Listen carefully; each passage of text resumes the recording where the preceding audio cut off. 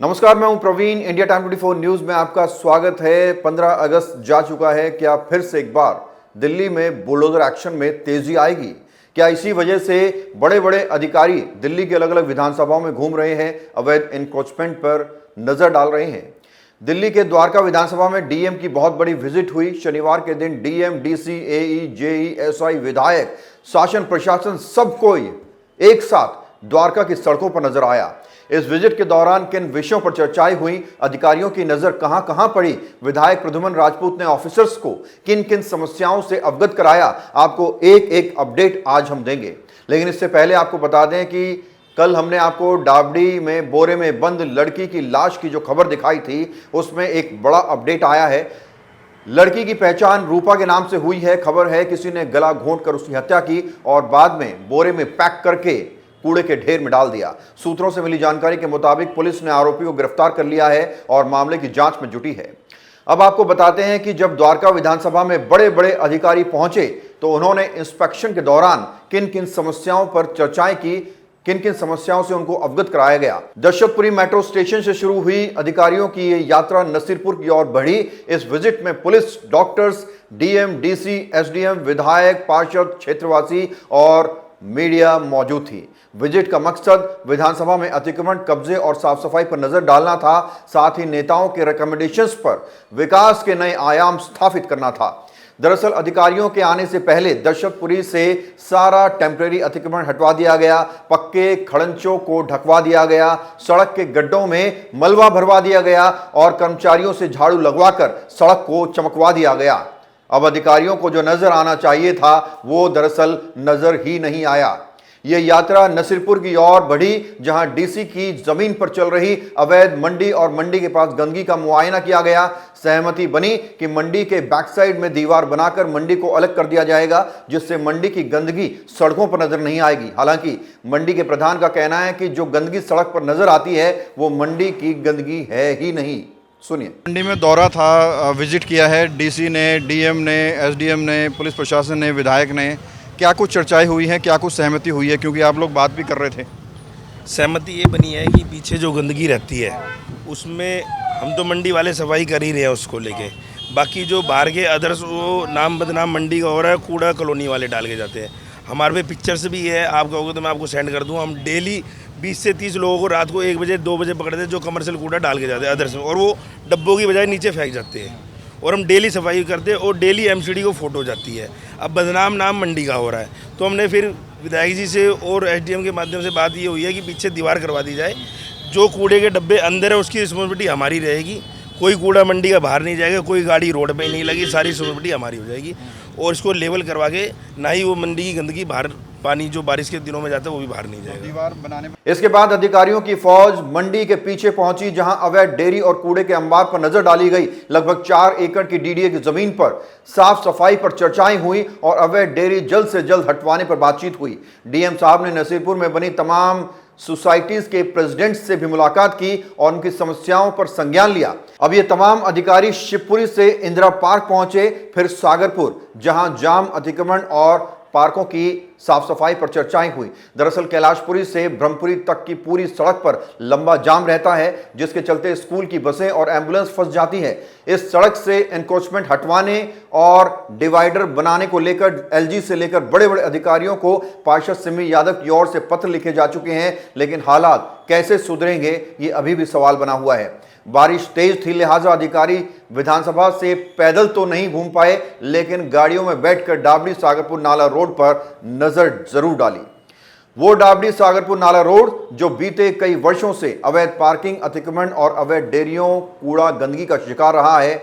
और ये वो नाला रोड है जहां डेयरियों की खबर अगर पत्रकार दिखाते हैं तो डेयरी वाले उन पर हाथ उठाते हैं, उनके साथ बदतमीजी करते हैं, उनके साथ गाली गलौज करते हैं। तो आप सोचिए कि अवैध डेयरी चलाने वालों का कॉन्फिडेंस कितना हाई है कि अगर कोई उनकी वीडियो बनाता है, कोई रिपोर्टिंग करता है, तो वो लोग उनका कैमरा छीनते हैं, उनकी बैटरीज छीनते हैं, उनकी पिटाई करते हैं, पत्रकार अस्पताल पहुंच जाते हैं। इतना ज़्यादा कॉन्फिडेंस और इतना ज़्यादा जो है उत्साह इन लोगों के अंदर इसी वजह से आया है क्योंकि पिछली सरकारों ने इन लोगों पर ध्यान नहीं दिया और इनको अब लगने लगा है कि सरकारी सड़क, सरकारी नाला रोड अब इन्हीं लोगों का है। तो इनका ये भ्रम तोड़ना होगा। खबर ये भी है कि मंगलापुरी में जब अधिकारियों की ये पूरी यात्रा पहुंची तो वहां पर कुछ लोगों ने, कुछ असामाजिक तत्वों ने माहौल को बिगाड़ने की कोशिश की। भारतीय जनता पार्टी के कार्यकर्ताओं का कहना है कि मंगलापुरी में कुछ विशेष समुदाय के लोगों ने, कुछ व्यक्तियों ने माहौल को बिगाड़ने की कोशिश की और अधिकारियों के सामने ही चिल्लाना शुरू कर दिया। बहरहाल वो जो भी था, इंडिया टाइम 24 न्यूज़ पर उस पर टिप्पणी नहीं करना चाहता। वहाँ पर पुलिस मौजूद थी या नहीं थी, क्या कुछ मामला था, क्योंकि हम लोग खुद वहाँ पर नहीं थे, इसलिए इस पर ज़्यादा टिप्पणी तो नहीं करना चाहते। लेकिन आपको बता दें कि अधिकारियों की फौज आने से पहले जो अतिक्रमण था उसको छुपा दिया गया, जो गड्ढे थे उनको भरवा दिया गया और जो दिखना चाहिए था अधिकारियों को शायद वो नज़र नहीं आया।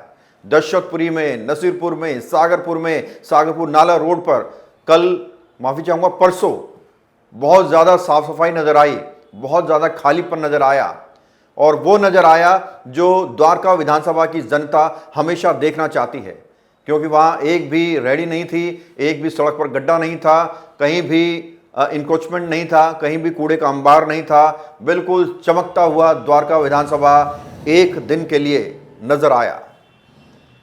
हम चाहेंगे कि जो डीएम साहब हैं, जो डीसी साहब हैं, वो बताकर ना आएँ।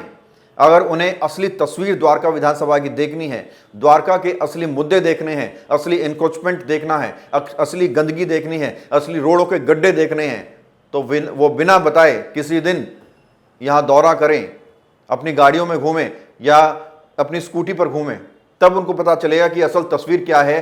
तब वो समझ पाएंगे कि वाकई में असली समस्या क्या है और उन पर कैसे काम होना चाहिए। अगर आप सबको बता देंगे, मैसेज सर्कुलेट कर देंगे, तो जाहिर सी बात है आपके आने से पहले सब कुछ बदल दिया जाएगा, चमका दिया जाएगा।